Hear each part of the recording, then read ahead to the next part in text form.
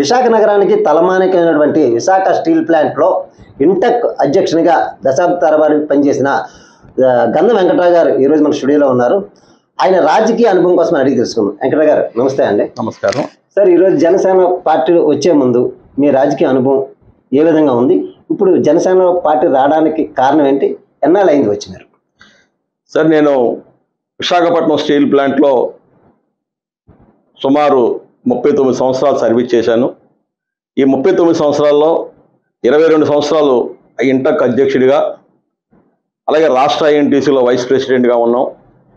అలాగే ఈ మధ్యకాలంలోనే 2022 మే 31వ తారీఖున విశాఖపట్నం స్టీల్ ప్లాంట్ నుంచి ఉద్యోగ విరమణ చేసి మొన్న మన విశాఖపట్నం వారాహి యాత్రలో శ్రీ పవన్ కళ్యాణ్ గారి నాయకత్వంలో ఉన్నటువంటి జనసేన పార్టీలో మరి నేను జాయిన్ అవ్వడం కూడా జరిగింది. మరి విశాఖపట్నం స్టీల్ ప్లాంట్లో సుదీర్ఘకాలం పాటు కార్మిక రంగంలో పనిచేసాం కాబట్టి ఒక సిద్ధాంతపరంగా పవన్ కళ్యాణ్ గారి తాలూకా నాయకత్వం, ఆయన తాలూకా సిద్ధాంతాలు, ప్రజల కోసం ఆయన పడుతున్నటువంటి తాపత్రయాన్ని గుర్తుపెట్టుకొని ఆయన నాయకత్వంలో పనిచేస్తే ఈ రాష్ట్ర ప్రజలకి, ముఖ్యంగా విశాఖపట్నం స్టీల్ ప్లాంట్ అనేది ఇప్పుడు జరుగుతున్నటువంటి పోరాటానికి ఆయన నాయకత్వం అవసరం పడుతుందని భావించి నేను జనసేన పార్టీలో జాయిన్ అవ్వడం కూడా జరిగిందండి. అయితే ఇవాళ ఉన్నటువంటి రాజకీయ పరిణామాలు మనం చూసుకునేటప్పుడు ఈ రాష్ట్రంలో జనసేన పార్టీ, తెలుగుదేశం పార్టీ పొత్తులో ఇవాళ అధికారంలో రావడం కోసం అని చెప్పి ఇద్దరు కూడా రెండు పార్టీలు కలిపి పొత్తులు పెట్టుకున్నాయి. ఇవాళ ఏదైతే రాష్ట్రంలో అధికారంలో ఉన్నటువంటి వైసీపీ ప్రభుత్వం అరాచక పరిపాలన ఈరోజు చేస్తుంది. ఈ రాష్ట్రం 25 సంవత్సరాలు వెనక్కి వెళ్ళిపోయిందని కూడా చెప్పవచ్చు. ఈ రాష్ట్రంలో ఉన్నటువంటి నిరుద్యోగులకి కానీ, ముఖ్యంగా పేద ప్రజలకి ఎటువంటి లాభం కలిగే విధంగా ఈ పార్టీ పనిచేయట్లేదు. పూర్తిగా ఎక్కడ భూములున్నా దాచుకోవడం తప్పితే ఎటువంటి ప్రజలకి లాభం కలిగే విధంగా పరిపాలన చేయట్లేదు. కాబట్టే ఈ రాష్ట్రంలో ఉన్నటువంటి ప్రజలందరూ కూడా ప్రత్యామ్నాయ వైపు చూస్తున్నటువంటి పరిస్థితి ఈ రాష్ట్రంలో ఏర్పడ్డది. దానికి సుదీర్ఘకాలం పాటు అనుభవం ఉన్నటువంటి చంద్రబాబు నాయుడు గారు కానీ, ప్రజల కోసం, ప్రజల తాలూకు అవసరాలను గుర్తించి తాపత్రయపడుతూ ప్రజలకు ఏదో మంచి చేయాలనే ఆలోచనలో ఉన్నటువంటి పవన్ కళ్యాణ్ గారి నాయకత్వంలో ఈ రాష్ట్రంలో ఒక 2 నెలల్లో కొత్త ప్రభుత్వం ఏర్పడబోతుందని చెప్పి మేము పూర్తిగా విశ్వసిస్తున్నాం. కానీ ఇక్కడ మనం ఆలోచన చేసేటప్పుడు మరి జనసేన పార్టీ అనేది గత ఎన్నికల్లో పోటీ చేసేటప్పుడు 136 సీట్లలో పోటీ చేయొచ్చు. పవన్ కళ్యాణ్ గారు స్వయంగా గాజువాక నియోజకవర్గంలో పోటీ చేసేటప్పుడు ఆయనకి సుమారు 58,000 ఓట్లు గాజువాక ప్రాంతంలో ఉన్నటువంటి ప్రజలందరూ కూడా ఇవ్వడం కూడా జరిగింది. అయితే ఈరోజు ఏదైతే పొత్తు అనేది ఏదైతే ఉందో ఆ పొత్తులో కొంత అసంతృప్తి అనేది కూడా ప్రజల్లో కూడా కనిపిస్తుంది, ముఖ్యంగా జన సైనికుల్లో కూడా కనిపిస్తుంది. ఎందుకంటే ఒక పెద్ద పార్టీ, ఒక పెద్ద సామాజిక వర్గం కలిగినటువంటి పార్టీ, అలాగే పవన్ కళ్యాణ్ గారికి కానీ లేదా చిరంజీవి గారి మెగా ఫ్యామిలీకి కానీ ఈ రాష్ట్రంలో కానీ అనేక మంది, కోట్లాది మంది అభిమానులు ఉన్నటువంటి ఒక ప్రజానాయకులు వాళ్ళు. అలాంటి ప్రజా బలం కలిగినటువంటి జనసేన పార్టీ ఇవాళ తెలుగుదేశంతో పొత్తులో భాగంగా కేవలం 24 సీట్లు మాత్రమే వాళ్ళు ఆఫర్ చేశారంటే ఇప్పుడు ఆంధ్రప్రదేశ్లో ఉన్నటువంటి జన సైనికులే కాకుండా పర్టికులర్గా ఆ సామాజిక వర్గం కూడా కొద్దిగా బాధపడే పరిస్థితి ఏర్పడ్డది. కానీ ఇవాళ పవన్ కళ్యాణ్ గారి మీద విశ్వాసం ఉంది, నమ్మకం ఉంది. ఆయన ఖచ్చితంగా మొదటి నుంచి ఒకటే చెప్తున్నారు, వ్యూహం నాకు వదిలేయండి, నేనైతే ప్రజలకి ద్రోహం చేయను. ఇవాళ అలాంటి నాయకుడు మన ఈ రాష్ట్రంలో దొరకడం కూడా చాలా గొప్ప అండి. ఎందుకంటే సొంత డబ్బులు ఖర్చు పెట్టుకొని ఇవాళ ఒక సినిమా యాక్ట్ చేస్తే 100-150 కోట్లు సంపాదించగలిగినటువంటి శక్తిమంతుడైన, అలాంటివన్నీ కూడా త్యాగం చేసి ప్రజల కోసం ఏదో చేయాలన్న తాపత్రయంతో తన సొంత డబ్బులు ఖర్చు పెట్టి ఇవాళ పార్టీని నడుపుతున్నటువంటి ఈ దేశంలో ఉన్నటువంటి ఏకైక నాయకుడు పవన్ కళ్యాణ్ గారు అని చెప్పి మీరు వెంకటరావు గారు, ఈ 2024 ఎన్నికల్లో గాజువాక నుంచి మీ జనసేన అధినేత పవన్ కళ్యాణ్ పోటీ చేసే అవకాశం ఉందా? అదే మేము కోరుతున్నామండి. ఎందుకంటే అసలు గాజువాకలో పవన్ కళ్యాణ్ గారు ఎందుకు పోటీ చేయాలన్నది ఇక్కడ ఒక విషయం కూడా చెప్పాల్సిన అవసరం కూడా ఉంది. విశాఖపట్నం స్టీల్ ప్లాంట్ అనేది త్యాగాలతో వచ్చినటువంటి కర్మాగారం. అనేక మంది నిర్వాసితులు వాళ్ళ తాలూకా భూములన్నీ త్యాగం చేసి ఈ విశాఖపట్నం స్టీల్ ప్లాంట్ రావడం కోసం 32 మంది బలిదానాలతో వచ్చినటువంటి కర్మాగారాన్ని, ఒక సెంటిమెంట్తో కూడుకున్నటువంటి విశాఖపట్నం స్టీల్ ప్లాంట్ని ఇవాళ ప్రైవేటీకరణ చేస్తామని చెప్పి కేంద్ర ప్రభుత్వం ప్రకటించిన తర్వాత సుమారు 1100 రోజులుగా ఇవాళ నిరాహార దీక్ష కార్యక్రమాలు, పెద్ద ఎత్తున ఆందోళన కార్యక్రమాలు అనేది విశాఖపట్నం స్టీల్ ప్లాంట్లో జరుగుతున్నాయి. అదే విశాఖపట్నం స్టీల్ ప్లాంట్ని ప్రైవేటీకరణ చేయకూడదని చెప్పి పవన్ కళ్యాణ్ గారు స్వయంగా విశాఖపట్నం స్టీల్ ప్లాంట్ పరిధిలోకి వచ్చి ఒక 3 లక్షల మందితో పెద్ద ఎత్తున బహిరంగ సభ ఏర్పాటు చేశారు. అది కాకుండా మంగళగిరిలో ఆయన పార్టీ ఆఫీసులో 10 గంటల నుంచి ఉదయం 10 గంటల నుంచి సాయంత్రం 7 గంటల వరకు కూడా 10 గంటలు సుమారు నిరాహార దీక్ష కూడా కూర్చొని ఈ నిరసన కేంద్ర ప్రభుత్వానికి విశాఖపట్నం స్టీల్ ప్లాంట్ ప్రైవేటీకరణ చేయడానికి వీలేదని గొంతు వినిపించినటువంటి వ్యక్తి పవన్ కళ్యాణ్ గారు. అందు గురించి మేమేమంటున్నామంటే ఇవాళ విశాఖపట్నం స్టీల్ ప్లాంట్ ఒక ప్రధానమైన సమస్య. పక్కనే ఉన్న గంగవరం పోర్టులో కూడా అక్కడ పనిచేస్తున్నటువంటి వర్కర్కి కనీస వేతనాలు ఇవ్వట్లేదని కానీ, లేదు గంగవరం పోర్టు వల్ల నిర్వాసులైనటువంటి నిర్వాసితులకి పూర్తి స్థాయిలో ఉపాధి ఇవ్వలేదని కానీ, లేదు విశాఖపట్నం స్టీల్ ప్లాంట్ కోసం నిర్వాసితులైనటువంటి నిర్వాసితులు ఇంకా పూర్తిగా 16,000 మంది పైగా నిర్వాసితులు అయితే ఈవేళకి కేవలం 8,000 మందికి మాత్రం ఉద్యోగాలు ఇచ్చారు. అదొక పెద్ద ప్రధానమైన సమస్య ఉంది. ఈ అన్ని సమస్యల కంటే గాజువాక ప్రాంతం ఒక మహానగరం అయింది. ఎందుకంటే విశాఖపట్నం స్టీల్ ప్లాంట్ రావడం వల్ల గాజువాక మహానగరం అయింది. ఈ మహానగరం అయినటువంటి గాజువాక ప్రాంతం పూర్తిగా ఈ గంగవరం పోర్టు వల్ల కానీ అనేక ఇండస్ట్రీస్ వల్ల పూర్తిగా పొల్యూషన్ బారిన కూడా పడుతుంది. అలాగే ఇక్కడ సరైనటువంటి రోడ్డు సదుపాయాలు కానీ ఇవన్నీ కూడా లేవు. ఇలాంటి ప్రధానమైన సమస్యలు ఉండేటప్పుడు పవన్ కళ్యాణ్ గారు గాజువాక నియోజకవర్గంలో గతంలో ఎలాగైతే ఆయన పోటీ చేశారో ఈ ప్రాంత ప్రజల కోసం, అలాగే మళ్ళా ఈసారి ఆయన గాజువాక నియోజకవర్గంలో పోటీ చేయడం వల్ల ఇలాంటి ప్రధానమైనటువంటి సమస్యలు పరిష్కరించగలిగే శక్తి పవన్ కళ్యాణ్ గారికి ఉంది కాబట్టి అయినా అక్కడ బీజేపీ పెద్దలతో కూడా కొన్ని పరిచయాలు ఉన్నాయి. ప్రధానమంత్రి గారి దగ్గర స్వయంగా మాట్లాడగలరు, అమిత్ షా గారితో మాట్లాడగలరు, ఇతర మంత్రులతో కూడా మాట్లాడగలరు. కాబట్టి ఆయన గాజువాక నియోజకవర్గంలో పోటీ చేయాలని చెప్పేసి మేమైతే జన సైనికులుగా మేము బలంగా కోరుకుంటున్నాం. ఒకవేళ ఏ కారణం చేతైనా పవన్ కళ్యాణ్ పోటీలో ఆయన ఇక్కడ లేకపోతే మిగతా వారు ఆ స్థాయిలో ఉన్న నాయకులు ఎవరైనా ఉన్నారండి. ఎందుకంటే మేము మా ప్రధానమైనటువంటి డిమాండ్ కూడా అదే. అందుగురించి మేము పార్టీ ఆఫీసులో కూడా జన సైనికులు అందరం కూడా కూర్చొని ఒక పెద్ద ఎత్తున ఒక తీర్మానాన్ని కూడా చేసి పవన్ కళ్యాణ్ గారిని రావాలని చెప్పేసి కూడా మేము ఒక తీర్మానం చేసి కూడా పంపించడం జరిగింది. ఒకవేళ ఏ కారణం చేతైనా పవన్ కళ్యాణ్ గారు గాజువాక నియోజకవర్గానికి రావడానికి ఏదన్నా అవకాశం లేకపోతే మేము కోరుకునేది ఏంటంటే ఈ ప్రాంత సమస్యలపైన పూర్తిగా అవగాహన కలిగి పార్టీ కోసం సుదీర్ఘకాలం పాటు పనిచేస్తూ ఈ జెండానే నమ్ముకొని ఈ నాయకత్వాన్ని నమ్ముకొని పనిచేస్తున్నటువంటి శ్రీ కోన తాతారావు గారు ఉన్నారు. అలాగే గడసాల అప్పారావు గారు కార్మిక నాయకుడిగా సుమారు 40 సంవత్సరాలు సుదీర్ఘకాలం పాటు కార్మిక వర్గంలో పనిచేసినటువంటి శ్రీ గడసాల అప్పారావు గారు ఉన్నారు. ఇంకా చాలా మంది వ్యక్తులు మీరు పార్టీ కోరితే ముందుకు రావడానికి అనేక మంది వ్యక్తులు కూడా ఉన్నారు.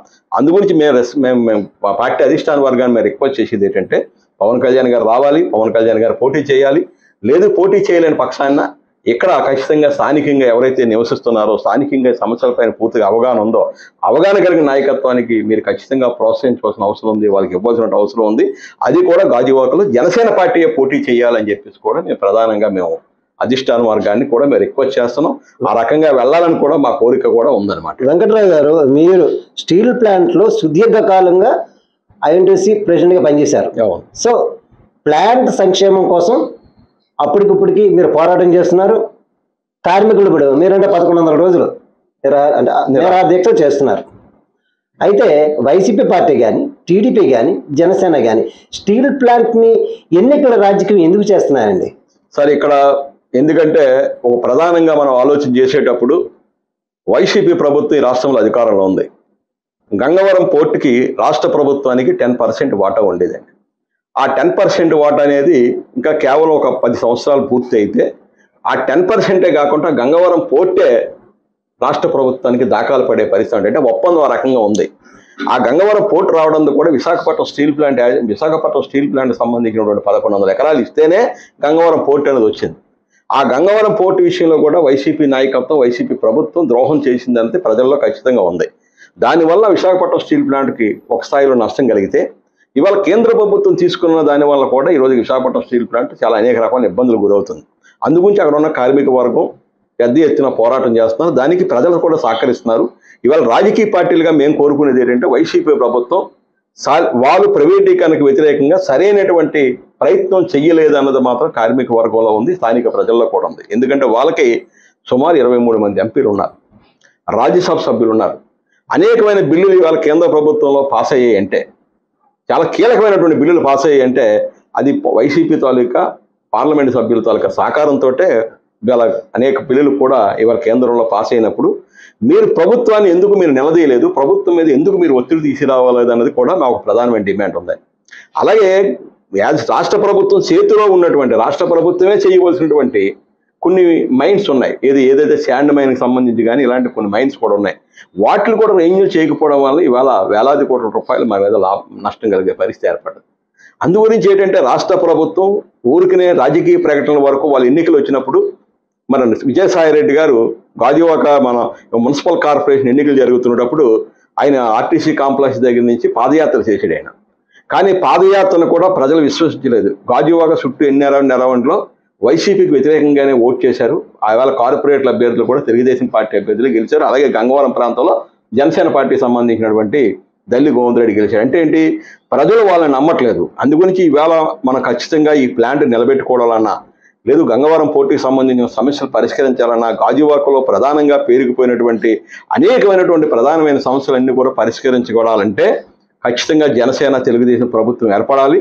ప్రభుత్వం ఏర్పడడంతో పాటు గాజువాక నియోజకవర్గంలో ఈ ప్రాంతం అనుబంధంతో ఉన్నటువంటి వ్యక్తులకి కూడా మనం సీట్ ఇవ్వడం వల్ల ఈ ప్రాంత సమస్యలు పరిష్కరించుకోవడానికి అవకాశం ఉంటుంది. ఎక్కడి నుంచో వలస నాయకత్వాన్ని తీసుకురాస్తే వాళ్ళకి ఇక్కడ సమస్యల మీద అవగాహన కూడా ఉండదు అని చెప్పేసి కూడా మేము పూర్తిగా భావిస్తున్నాం. కానీ మాకు అందరితో కూడా ప్రధానమైన డిమాండు, ముఖ్యంగా విశాఖపట్నం అంటే ప్రజారాజ్యం పార్టీ టైంలో కూడా సుమారు 4 సీట్లు గెలిచిందండి విశాఖపట్నంలో. గాజువాక నియోజకవర్గంలో ప్రజారాజ్యం టైంలో చింతలపూడి వెంకటరామయ్య గారు ఉమ్మడి ఆంధ్రప్రదేశ్లోనే హైయెస్ట్ మెజార్టీ 18,000 పైసలకి మెజార్టీతో గెలిచినటువంటి గాజువాక నియోజకవర్గం. అంటే ఇక్కడ ఏంటంటే గాజువాక నియోజకవర్గం అంటేనే మెగా ఫ్యామిలీకి ఒక అడ్డ అనమాట. మెగా ఫ్యామిలీకి కోట్లాది మంది లక్షలాది మంది అభిమానులు ఉన్నటువంటి ప్రాంతం గాజువాక నియోజకవర్గం, విశాఖపట్నం ప్రాంతం. అందుగురించి ఈ ప్రాంతంలో పోటీ చేయడం వల్ల ఉత్తరాంధ్రకే పవన్ కళ్యాణ్ గారు గాజువాకలో పోటీ చేస్తే దాని ప్రభావం ఈ 3 జిల్లాల్లో ఉత్తరాంధ్ర జిల్లాల్లోనే ప్రభావం పడుతుంది. పడడం వల్ల అధికార పార్టీ ఖచ్చితంగా మనం రేపు అధికారంలో కూడా ఒక బ్రహ్మాండమైనటువంటి మెజార్టీతో ఇవాళ అధికారం కూడా స్థాపించడానికి అవుతుంది. అధికారం రావడం వల్ల ఈ రాష్ట్రం బాగుపడుతుంది. ఇక్కడ విశాఖపట్నం స్టీల్ ప్లాంట్ సమస్య కాకుండా గంగవరం కానీ ఇక్కడ ఉన్నటువంటి ప్రధాన సమస్యలన్నీ కూడా పరిష్కరించబడతాయని మేము పూర్తిగా విశ్వసిస్తున్నామండి. అంటే జనసేన అధినేత పవన్ కళ్యాణ్ ప్రజానాయకుడు, ప్రజాదరణ కలిగిన నాయకుడు. అవును. అది కేంద్రంలో పొత్తున్న వ్యక్తి. అంటే సాక్షాత్ ప్రధానమంత్రి కూడా ఈయన ఏం చెప్తే ప్రధానమంత్రి ఆలకిస్తారనేది అంటే పొత్తులో ఉన్న భాగంగా చెప్పే విషయాలు అవి. అంత ఫార్పుల్ ఉన్న పవన్ కళ్యాణ్కి స్టీల్ ప్లాంట్ ప్రైవేటీకరణ విషయంలో డైరెక్ట్గా వాళ్ళతో మాట్లాడే అవకాశం ఉంది. మరి ఈ 10 ఏళ్ళు బట్టి అలా జాప్యం ఎందుకు చేసుకొచ్చారు? అసలు ఈయన పవన్ కళ్యాణ్ ఏమైనా కేంద్రంతో మాట్లాడి కొంతైనా మెరుగు చేయగలిగారా? రేపు ఎన్నికల్లో మీరు విజయం సాధించిన తర్వాత స్టీల్ ప్లాంట్ ప్రైవేటీకరణ కాకుండా చూస్తామంటున్నారు. అసలు ఇప్పుడు ఎందుకు చేయలేకపోతున్నారు? కేంద్రంలో ఉన్న ప్రభుత్వం మీదే కదా, మీ పార్టీయే కదా, వాళ్ళు బీజేపీతో పొత్తుంది. ఎందువల్ల జాప్యం జరిగింది అంటే ఇక్కడ మీరు గమనించవలసింది ఒకటండి, పవన్ కళ్యాణ్ గారు ఎప్పుడైతే ప్రకటన వచ్చిందో 2021 జనవరి 28వ తారీఖున కేంద్ర ప్రభుత్వం పార్లమెంట్లో స్వతహాగా ఆమె నిర్మలా సీతారామన్ ఆర్థిక మంత్రి గారు ప్రకటన చేశారు, విశాఖపట్నం స్టీల్ ప్లాంట్ని 100% కూడా అమ్మేస్తున్నాం అని చెప్పి. ఫస్ట్ స్పందించింది.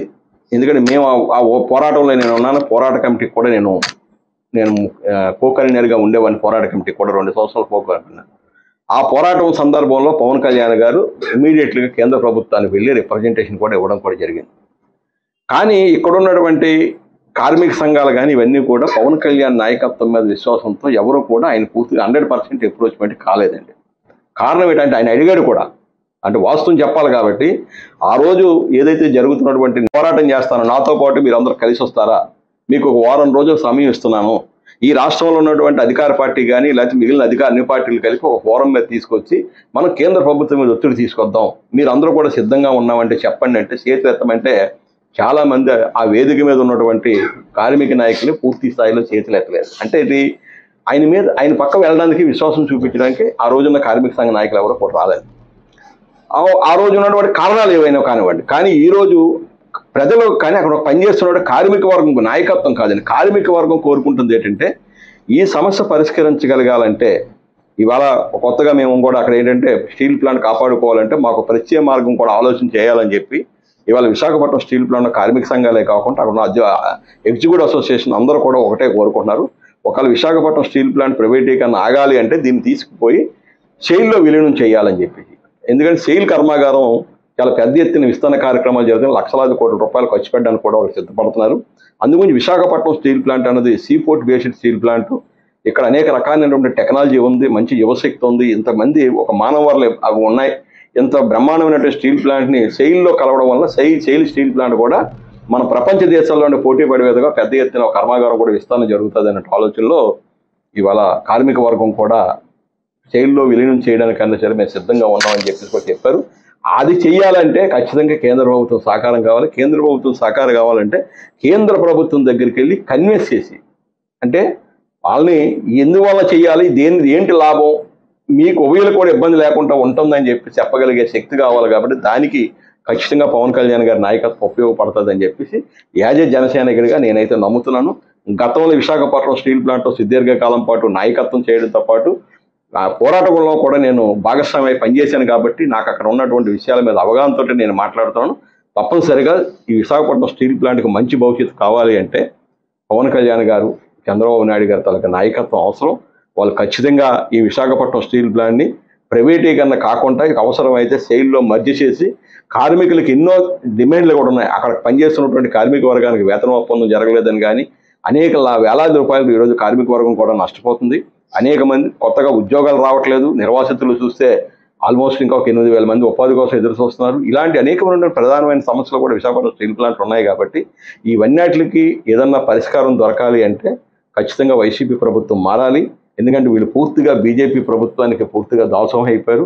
ఒక రకంగా చెప్పాలంటే వీళ్ళ ఎజెండా కూడా అదే ఎజెండాలా కనిపిస్తుంది. ఇవాళ విశాఖపట్నం స్టీల్ ప్లాంట్ తాలూకా భూముల్ని ఏ రకంగా కొట్టియాలన్న ఉద్దేశంతో అక్కడ ఉన్నటువంటి వీళ్ళ వైసీపీలో ఉన్నటువంటి ప్రధానమైన నాయకత్వం కూడా పనిచేస్తున్నటువంటి పరిస్థితి ఉంది. కాబట్టి ఈ విషయాలను దృష్టిలో పెట్టుకునేటప్పుడు గాజువాక ప్రాంతం అనేది చాలా ముఖ్యమైనటువంటి ప్రాంతం. ఈ గాజువాక ప్రాంతానికి ఒక పారిశ్రామిక అభివృద్ధి చెందినటువంటి గాజువాక ప్రాంతంలో జనసేన జెండా ఎగరాలన్నది జన సైనికులుగా మేమంతా కోరుకున్నాం. అది జరగడానికి అధిష్టాన వర్గం కూడా సహకరించాలి. సార్, టీడీపీ జనసేన ఈసారి పొత్తు పెట్టుకొని పోటీల్లో వెళ్తుంది. అయితే పవన్ కళ్యాణ్ గారు ఒక మీటింగ్లో అన్నారు ఏంటంటే, అరే మనం ప్రభుత్వంతో అంటే రాష్ట్ర ప్రభుత్వం కానీ కేంద్ర ప్రభుత్వంతో కానీ మనం ఏదైనా పోరాడి సాధించాలంటే అసెంబ్లీలో కానీ లేకపోతే పార్లమెంట్లో కానీ మనకి బలం ఉండాలి, అంటే మన సభ్యులు ఉండాలి.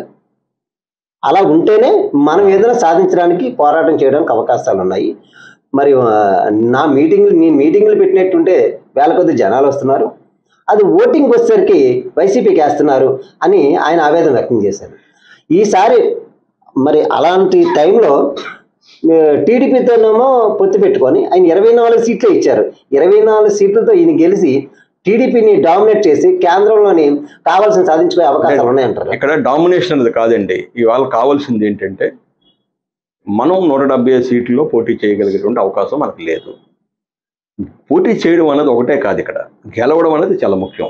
ఎన్ని సీట్లలో పోటీ చేసాం అన్నది కాదు, మనం ఎంతమంది కలిపి అసెంబ్లీలో అడుగు పెట్టగలుగుతున్నాం అనేది చాలా ప్రధానమైనటువంటి విషయం. ఇక్కడ దాంట్లో పవన్ కళ్యాణ్ గారు గత 2 సార్లు పోటీ చేశారు. 2 నియోజకవర్గంలో పోటీ చేశారు. ఓకే, 2 నియోజకవర్గాల భీమవరంలో కేవలం 8,500 ఓట్లతో ఓడిపోతే గాజువాక నియోజకవర్గంలో 58,000 ఓట్లు. ఆయన వచ్చింది కేవలం ఒక వారం 10 రోజుల ముందుటే గాజువాక నియోజకవర్గం 1-2 సార్లు వచ్చారు. ఆయన వచ్చినా సరే అంత పెద్ద ఎత్తున ఈ ప్రాంత ప్రజలందరూ కూడా అభిమానం చూపించారు. కానీ ఎన్ని ఓట్లు వచ్చినా ఆయన అసెంబ్లీలో అడుగుపెట్టలేకపోయారు. కానీ నిజంగా అసెంబ్లీలో కానీ పవన్ కళ్యాణ్ గారు ఉండేలా ఉంటే ఈవేళ జరుగుతున్నటువంటి ఈ పరిపాలనకి, ఖచ్చితంగా జరుగుతున్న నష్టానికి ప్రశ్నించేటటువంటి శక్తి కోల్పోయామని చెప్పేసి కూడా ప్రజలందరూ బాధపడుతున్నారు. అందుగురించి ఈవేళ 24 సీట్లు అనేది జన సైనికుల మాకు బాధ ఉంది. మాకు కూడా 40-50 సీట్లు వస్తే బాగుండు, 40 మంది 50 మంది ఎమ్మెల్యేలు అయ్యేవారు కాదని. కానీ ఉన్నటువంటి ఈవేళ రాజకీయ పరిస్థితులు మన అవగాహనతో మాట్లాడుకుంటే ఉన్నటువంటి పరిస్థితులు మనీతోనే నడుస్తుందండి. రాజకీయం అంతా కూడా డబ్బుతో నడుస్తుంది, మంది మార్బాలంతో నడుస్తున్నటువంటి పరిస్థితి ఉండేటప్పుడు అంత ఆర్థిక వనరులు అనేవి జనసేన పార్టీలో ఉన్నటువంటి నాయకత్వానికి వైసీపీ ప్రభుత్వం, టీడీపీ ప్రభుత్వం కోట్ల రూపాయలు కుమ్మరించి ఓట్లు కొనుగోలు చేస్తుంది. ఈసారి ఎన్నికల్లో జనసేన ఏం చేయబోతుంది? జనసేన కూడా అంటే ఖచ్చితంగా మేమైతే చెప్తున్నాం, అధికారంలోకి వెళ్ళాలి అంటే, మనం అసెంబ్లీలో అడుగు పెట్టాలంటే వాళ్ళ స్థాయిలో పూర్తి స్థాయిలో చేయలేకపోయినా మనం గెలవగలిగే స్థాయిలో మాత్రం కంపల్సరీగా చేయవలసినటువంటి అవసరం అయితే ఉంది. దానికి ఇవాళ ఎవరైతే ఆ రకంగా ప్రిపేర్ అవుతున్నారో, ఎవరైతే ఆ స్థాయిలో పనిచేయగలుగుతున్నారో వాళ్ళకి ఈరోజు ఎమ్మెల్యే సీట్స్ ఇవ్వడానికి కూడా అధిష్టాన వర్గం ఆలోచన చేస్తుంది. ఎందుకంటే ఈవేళ ఒకటే ధ్యేయం, మనం ఖచ్చితంగా అసెంబ్లీలో అడుగు పెట్టాలా. మనం ఎక్కువ సీట్లు తీసుకొని మనం దాన్ని ఓడిపోయే బదులు తీసుకున్న సీట్లు 100% గెలిపించుకొని అసెంబ్లీలో అడుగుపెట్టి మన వాణిని వినిపించి, అంటే సీట్ల పంపకంలో జన సైనికులు కొంత ఇబ్బంది ఉంది. ఎందుకంటే ఉన్నది అసంతృప్తి అయితే ఉంది, అసంతృప్తి లేదనను. ఎందుకంటే అవన్నీ కూడా నెమ్మదిగా సర్దుకుంటాయి, వాస్తవాలు గ్రహిస్తున్నారు. పవన్ కళ్యాణ్ గారు ఏమి మోసం చేసే పరిస్థితి అయితే కాదు. అక్కడ ఉన్నటువంటి పరిస్థితుల్లో ఉన్నటువంటి సరి చేసుకునేటప్పుడు ఆ రోజు ఆ నిర్ణయం తీసుకొని ఉన్నారు. అందు గురించి దాన్ని మేమేంటంటే ఇవాళ పవన్ కళ్యాణ్ ఒకటే చెప్తున్నారు, 24 మంది మనం తీసుకున్నామంటే 24 మంది కూడా అసెంబ్లీలో అడుగు పెట్టాలా. దానికి జన సైనికులందరూ సిద్ధపడాలి. ఈ ఎలక్షన్కి లేదు ఇంకా 57 సీట్లు ప్రకటించవలసి ఉంది కాబట్టి అవకాశం ఉంటే బీజేపీతో కూడా పొత్తుగా తేలిన తర్వాత ఇంకా కొద్ది సీట్లు జనసేన పార్టీకి పెరుగుతాయని నమ్మకం అయితే ఉంది. ఎందుకంటే ఖచ్చితంగా తెలుగుదేశం ప్రభుత్వం జనసేన ప్రభుత్వం ఏర్పడాలంటే జనసైనికుల తాలూకా ఫీలింగ్ కానీ వాళ్ళ మనోభావాలు కానీ జరుగుతున్న పరిణామాలన్నీ కూడా తెలుగుదేశం నాయకులు కూడా గమనిస్తున్నారు. కాబట్టి ఖచ్చితంగా ఈ ఎలయన్స్ అనేది సక్సెస్ అవ్వాలి అంటే, ఓటు ట్రాన్స్ఫర్ 100% జరగాలి అంటే ఖచ్చితంగా ఒకళ్ళ మనోభావాలు ఒకళ్ళని గౌరవించుకొని ముందుకు వెళ్ళాలి. కాబట్టి సీట్ల పంపకంలో జన సైనికులు కొంత ఇబ్బంది ఉంది. ఎందుకంటే ఉన్నది అసంతృప్తి అయితే ఉంది, అసంతృప్తి లేదనను. ఎందుకంటే అవన్నీ కూడా నెమ్మదిగా సర్దుకుంటాయి. వాస్తవాలు గ్రహిస్తున్నారు. పవన్ కళ్యాణ్ గారు ఏమి మోసం చేసే పరిస్థితి అయితే కాదు. అక్కడ ఉన్నటువంటి పరిస్థితుల్లో ఉన్నటువంటి సరి చేసుకునేటప్పుడు ఆ రోజు ఆ నిర్ణయం తీసుకొని ఉన్నారు. అందు గురించి దాన్ని మేమేంటంటే ఇవాళ పవన్ కళ్యాణ్ ఒకటే చెప్తున్నారు, 24 మంది మనం తీసుకున్నామంటే 24 మంది కూడా అసెంబ్లీలో అడుగు పెట్టాలా. దానికి జన సైనికులందరూ సిద్ధపడాలి. ఈ ఎలక్షన్కి లేదు ఇంకా 57 సీట్లు ప్రకటించవలసి ఉంది కాబట్టి అవకాశం ఉంటే బీజేపీతో కూడా పొత్తుగా తేలిన తర్వాత ఇంకా కొద్ది సీట్లు జనసేన పార్టీకి పెరుగుతాయని నమ్మకం అయితే ఉంది. ఎందుకంటే ఖచ్చితంగా తెలుగుదేశం ప్రభుత్వం జనసేన ప్రభుత్వం ఏర్పడాలంటే జనసైనికుల తాలూకా ఫీలింగ్ కానీ వాళ్ళ మనోభావాలు కానీ జరుగుతున్న పరిణామాలన్నీ కూడా తెలుగుదేశం నాయకులు కూడా గమనిస్తున్నారు. కాబట్టి ఖచ్చితంగా ఈ ఎలయన్స్ అనేది సక్సెస్ అవ్వాలి అంటే, ఓటు ట్రాన్స్ఫర్ 100% జరగాలి అంటే ఖచ్చితంగా ఒకళ్ళ మనోభావాలు ఒకళ్ళని గౌరవించుకొని ముందుకు వెళ్ళాలి. కాబట్టి ఖచ్చితంగా జన సైనికుల తాలూకా ఫీలింగ్ని తెలుగుదేశం చంద్రబాబు నాయుడు గారు కానీ లేదా లోకేష్ గారు కానీ లేదా పార్టీ పెద్దలు కానీ అందరూ కూడా గ్రహిస్తున్నారు. ఖచ్చితంగా జనసైనికుల తాలూకా జనసేన పార్టీ తరఫున టికెట్ కేటాయించినట్లయితే టీడీపీ కార్యకర్తల నాయకులు మీకు సపోర్ట్ ఖచ్చితంగానండి. ఎందుకంటే 100% నమ్మకం ఉంది. ఎందుకంటే ఇవాళ స్వయంగా పల్లా శ్రీనివాసరావు గారే వైసీపీ ప్రభుత్వం ఏ రకంగా ఇబ్బంది పెట్టిందన్నది ఇక్కడ గాజువాక ప్రజలకు అందరూ కూడా తెలుసు. ఒక బలమైన నాయకుడు అయిన ఒకసారి మాజీ ఎమ్మెల్యే కానీ వాళ్ళ నాన్నగారు కూడా ఇక్కడ, ఎందుకంటే పల్లా వాళ్ళ ఫ్యామిలీ అంటే ఇవాళ గాజువాక నియోజకవర్గం కానీ విశాఖపట్నంలో తెలియని వాళ్ళు ఎవరు లేరు.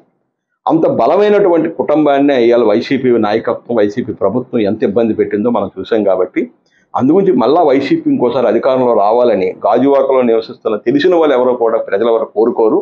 అందుగురించి ఎవరికి సీట్ ఇచ్చినా ఖచ్చితంగా మేమైతే జనసేనకు అడుగుతున్నాం. ఒకళ్ళు ఏ కారణం చేత అయినా సరే పొత్తులో భాగంగా తెలుగుదేశానికే కేటాయించారనుకోండి, తెలుగుదేశం నుంచి కూడా ఎవరికి అవకాశం ఇస్తే వారిని గెలిపించే బాధ్యత జన సైనికులు కూడా తీసుకుంటారు. ఒక జన సైనికులకి ఇస్తేనే మేము పనిచేస్తామని చెప్పట్లేదు. మా కోరిక ఏంటంటే చివరి వరకు కూడా జన సైనికులకి ఇవ్వాలి, జనసేన పార్టీకి ఇవ్వాలి. పవన్ కళ్యాణ్ గారు పోటీ చేయాలి. పవన్ కళ్యాణ్ కానప్పుడు స్థానికంగా ఉన్నటువంటి కొంతాతార గారు, గరసాల అప్పారావు గారు లేదా ఇంకా ప్రాంతంలో నివసిస్తున్నటువంటి ఆ ఆసక్తి ఉన్నటువంటి వాళ్ళకి అవకాశం ఇవ్వాలి. ఎందుకంటే కార్మిక నాయకుడిగా గరసాల అప్పారావు గారికి అనుభవం ఉంది. తాతారా గారు కూడా సుదీర్ఘ కాలం పాటు పవన్ కళ్యాణ్ గారు వెంట నడుస్తూ అనేక రకాలుగా నష్టపోయినా సరే వాళ్ళ పార్టీని నడుపుతున్నటువంటి వ్యక్తి. కాబట్టి ఆయన కూడా ఒక బలమైన సామాజిక వర్గం. ఆయన ఏదో సామాజిక వర్గం. గరసాల అప్పారావు గారు కాపు సామాజిక వర్గం. అంటే 2 ఓట్లు చూస్తే అవి ఒక 68,000, ఇది ఒక 60,000 దగ్గర 1,10,000, 1,15,000 ఓట్ బ్యాంక్ ఉన్నటువంటి 2 ప్రధానమైన సామాజిక వర్గాలు.